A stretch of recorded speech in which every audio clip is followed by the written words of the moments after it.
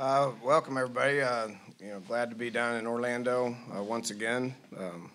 It's an awesome opportunity to be able to play our last game here of 2018. It's very fitting to be able to play Syracuse and Coach Babers. Me and him go way back, and these two programs go way back as well. So we're excited to be here. We've had a great time. The Florida Citrus Sports does such an outstanding job.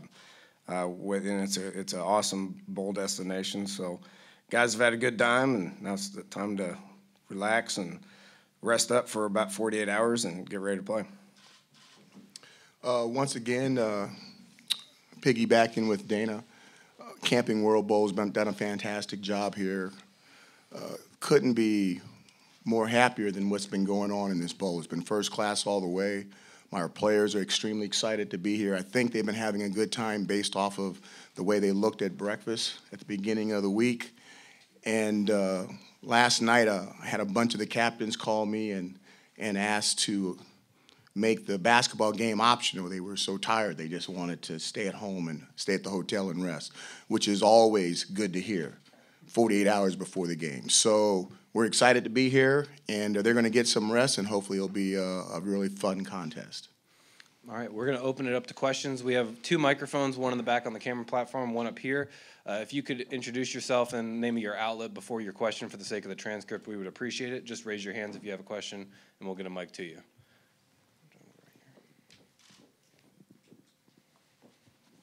So, a question for both coaches. We'll start with you, Coach Holgerson. When you put in the tape for Syracuse or in general any ACC team, what is it that you think jumps off the screen as you observe it? Well, I can't speak for all ACC teams. I've only been watching one. Sure. They got my respect and my attention real quick with how they play. I mean, we all. Dino is such a great offensive innovator, and they do a great job offensively. We're pretty familiar with what they do offensively based on where he's been and what they've done. But the thing that stood out probably a little bit more than just what they do offensively is how they play on the other two sides as well. Defensively, they're aggressive. They get after it. They play with a ton of effort.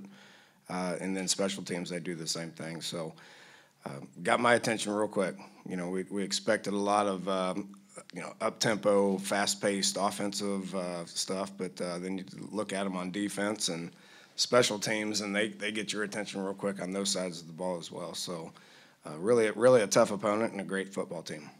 Coach Baber, same to you. When you check out the West Virginia team or even the Big 12 in general, what is it that jumps off the screen to you, sir? Same answer. We've been watching West Virginia. We got our hands handled with that. But obviously, you talk about the Big 12, you see the explosiveness that they have, and West Virginia is one of the most explosive teams over there. Dana does a fantastic job of breaking people down and putting those guys in key matchups to score points. And you can see it throughout the season. From a special team standpoint, they're solid. Their defense is extremely unique. The 3-3 stack is really, really unique. There's a lot of people that don't really know what they're going to do with it. Sometimes you think you have an answer, and then it turns into something else, and it's an Okie. It's a 4 down. It's a defense that has a lot of flexibility, and it gets a lot of athletes on the field. So they can bring their blitzes from all over the place. The quarterback has to keep his heads on a swivel. Last time I checked, they're not an iguana. They can't see out the side of their heads. So those guys are coming from everywhere, and we need to be really on top of what we're doing, crossing our T's and dotting our I's. We're going to have an opportunity to have some success against it. Few rows back. Question for both coaches. Mark Larson from Spectrum News in Syracuse. Obviously, West Virginia and Syracuse have been playing for a long time, and for a long time for the Schwartzwalder Trophy. Can you both speak to the significance of the Camping World Bowl trophy that's sitting in front of you? Was that a question? Can you speak about the significance of the Camping World Bowl trophy in relation to the Schwartzwalder Trophy? We're going to try to win. You line up, you try to win. I mean, this whole blitzing thing, I thought we agreed not to blitz. Syracuse blitzes like 80% of the time, and they're probably going to blitz every play. I thought we made a deal last night. Was that the deal? We're obviously going to try to win. I mean, I was a part of this this game for like 2 years. Okay, so my first year in when I was the head coach at West Virginia, this, you were, I think you were at Baylor at the time, I was at but Baylor. we lost in the Dome. It was a tough matchup. Coach Marone who obviously did a great job at Syracuse, and then the next year, our first year in the Big 12, we played Syracuse in New York up in the Pinstripe Bowl. So I've been part of it for my first 2 years at West Virginia. It's a heated rivalry. Fan bases both enjoy it, and our guys understand that, and we're going to try to win the game. I mean, that trophy right here is there for a reason. So our guys are well aware of that. We're going to try to do our best to be able to win. Obviously, I understand the history. It's an old rivalry. A lot of the alumni have called and talked about the pleasure of playing West Virginia. I have not had the pleasure of playing it as the head coach of Syracuse or being a member of Syracuse, but I can read, and I do understand about the history. And we have enough trophies and windows and things around our offices to remind us of the rivalry of West Virginia. When it comes down to that trophy right there, I go back to, I want to say it was Coach Hawkins at Colorado's. It's not intramurals. I like playing for a trophy. I like that there's something to win and that everybody doesn't get one. There's not two trophies, right? There's just one. We're okay. We can handle that, right? So whoever wins gets the trophy, and I think that's really cool. That's old school, and that's what I enjoy.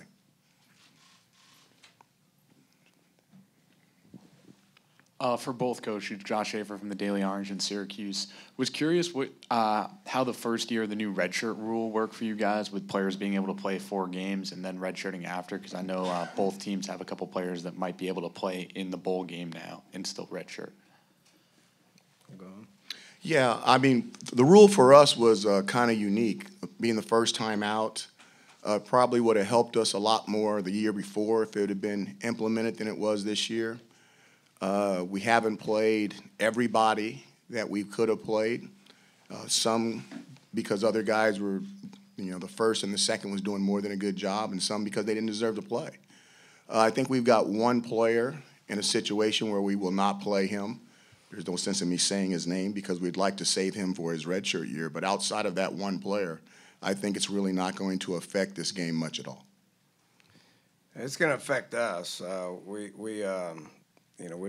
got 2 quarterbacks. So one of them, if it wasn't for the redshirt rule, I'd be lining up with the walk-on quarterback here. So Trelo's he's gonna play. He's we've been saving him. We've been blessed with good quarterback play all years, as you have as well, Dino. But ours isn't playing, so it's an opportunity to be able to line these inexperienced guys up and see what they can do. I'm excited about what both of them are going to do. But with that said, we've strategically held off on playing some of our guys, and I think I got 5 guys that have played in 3 games. So there's 5 that are going to play and be able to save their year, and then I probably got 5 more that have been getting better throughout the course of the year, and we'll be able to play those guys as well. So I love the rule. We both sat in meetings and talked about how this would be beneficial to college football and to some young men. Martell Pettaway would be he'd be a sophomore right now if this rule was in place a couple years ago, and he was a big reason why we had to play him game 11 a couple years ago, and that's a big reason why this rule's in place, and we're taking full advantage of it. Same row. Stephen Bailey from the Post-Standard in Syracuse. You guys have both touched on a little bit overlapping when you worked in Texas. I'm curious, as you guys kind of maybe have reflected on that, being near each other for a few days, any good stories from clinics or maybe overlapping on the recruiting trail that have kind of come back to you? 1 ball, 2 ball, 3 ball.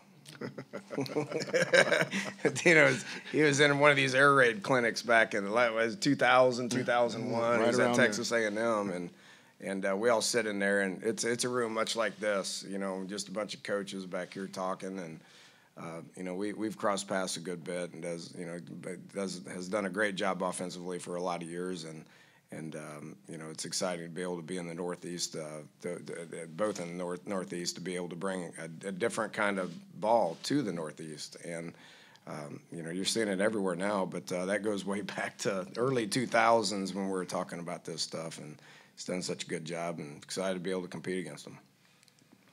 Same thing, same clinic. Like I said, it was either 2000, 2001, like Dana said, and the thing I remember is I felt like, I was so nervous about going up and prepared, and I got all these, big-time football coaches, him being one of them.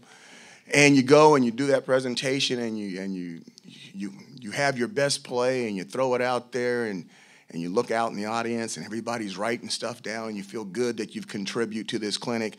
And then going back out there and watching everybody else's best play, and kind of feeling like you got cheated a little bit, like somebody left some of their best plays at home and kind of gave you some of the basic stuff. But that's the stuff that goes on at those clinics. The main thing is you get around guys that really have the same philosophy that you have, that maybe, there's no doubt that defense is important. There's no doubt that special teams is important. But, maybe offense is important as well. And I know some people believe that offensive coordinators are, overrated, but we like to think that we can do our jobs too.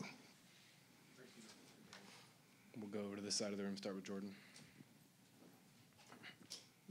Jordan Culver with the Orlando Sentinel. For both coaches, you both touched on earlier in the week, kind of putting aside the distractions of Orlando, the fun that both that your players can have. You've had practice opportunities now. Do you feel like the intensity is where it needs to be heading into this bowl game from your practices?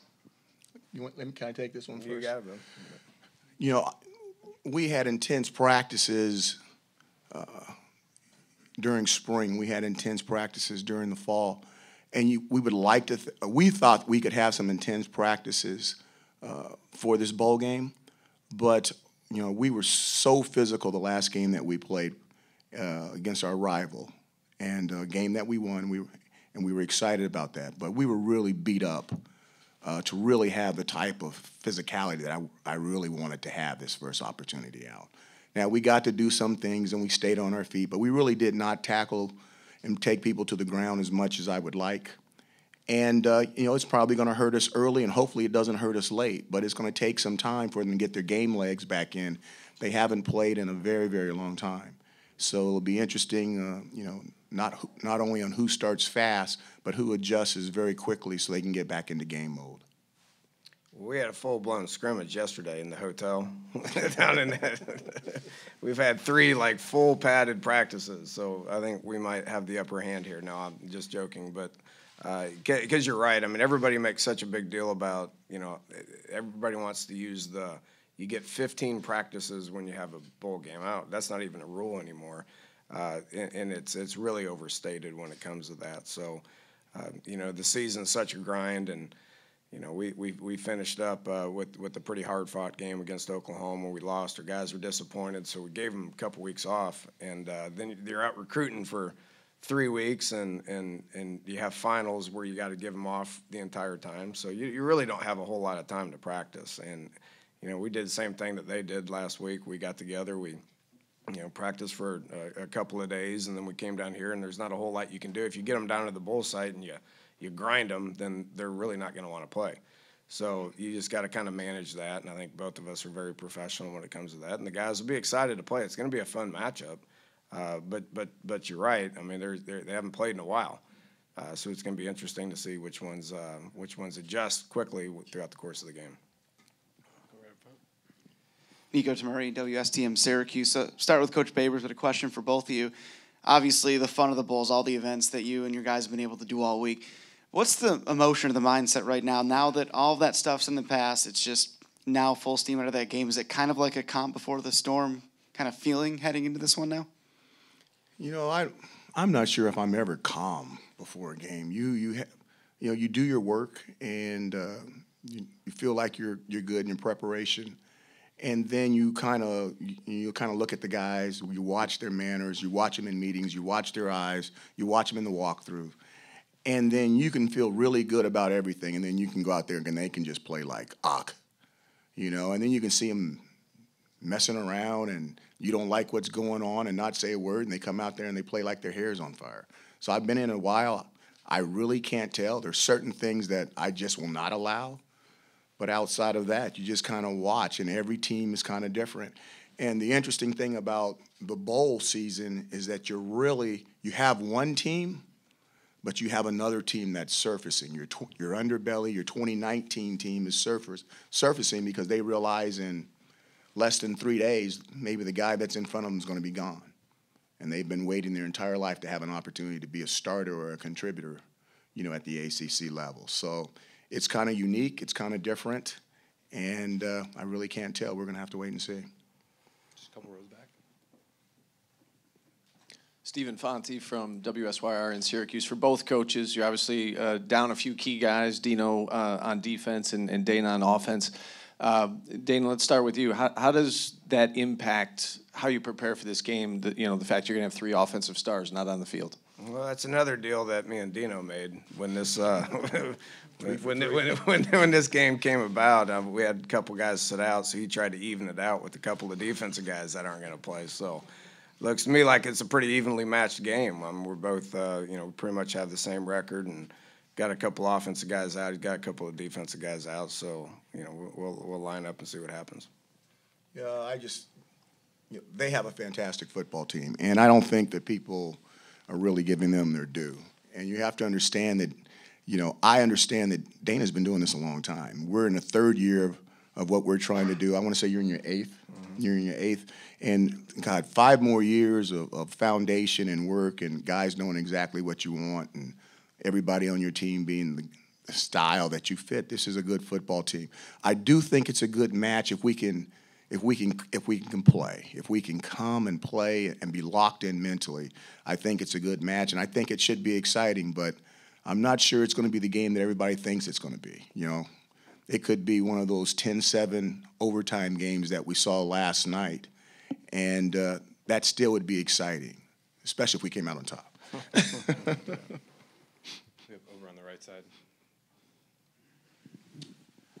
This is for Dino, Alex Hickey, the Dominion Post. How do you prepare for a team where you've got maybe 10 reps on film with the quarterback and you don't know at all what the second guy looks like? It was 11 reps. 11 reps on. You just have to. To me, this is more like a first game than a bowl game. The way our defense is breaking it down, you play a team coming out of camp, you really don't know what they're going to do, and I think it's the advantage for West Virginia. I really do. Defensive coordinators are weird and they freak out about everything. So, I'm like, hey, you're going to have to adjust.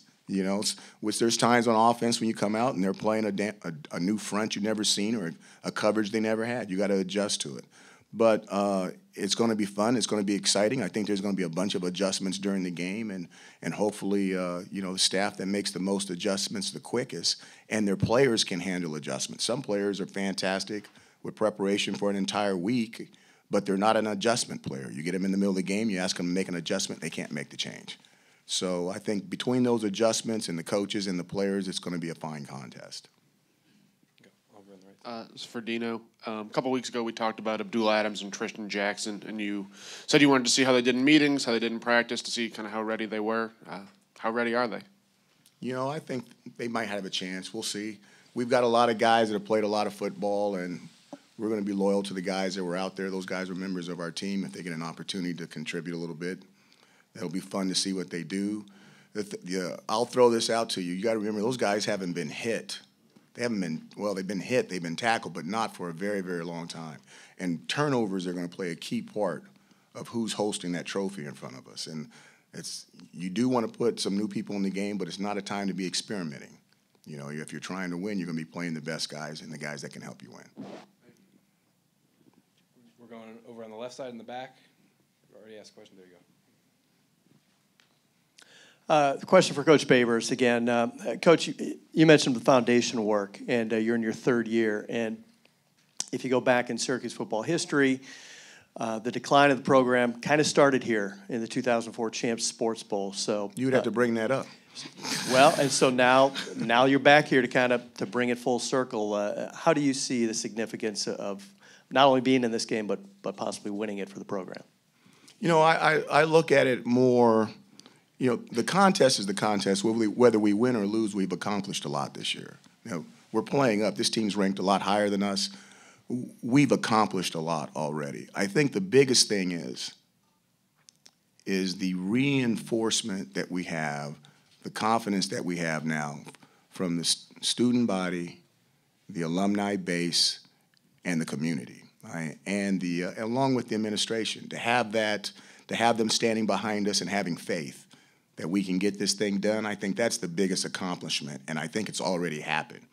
We're going to battle. We're going to play. The team that makes the least amount of mistakes is probably going to win the game. But I don't think that's going to have a true effect on what this season really means to Syracuse University.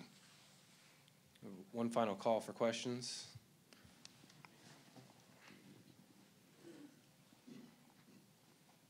This is for Coach Holgerson. Coach Holgerson, Mark Martin, WCHS TV, Fox 11 in Charleston. You've had the chance to coach a lot of great receivers throughout your career. David Seals, one last go-around with that guy. Could you just talk a little bit about him and what he's meant and where he kind of stacks up with some of the other great ones you've had the chance to tutor? Yeah, he's really a team player. You know, I mean, he's going to have a bright future in the NFL. I mean, who knows where guys get picked? I mean, I can't figure that thing out. But he's going to play for a while. He's just a really good football player. He's a great team guy. He's excited about being here. He's leading our team. You know, two-time All-American. You know, so hopefully he can catch a few touchdown passes. That's the one thing that he does a good job with. So. If we can move the ball, they got such a great defense at Syracuse. They're pretty good, but hopefully we can move the ball a little bit and get down there where we can score a few touchdowns. You got to score to win. I ain't buying this 10-7 stuff now. I mean, you guys are too good on offense, so we're gonna have to move the ball and I do think that both defenses will be ready to play and be excited about it. But we're gonna have to move the ball, and David's gonna have to finish a few drives for us to win.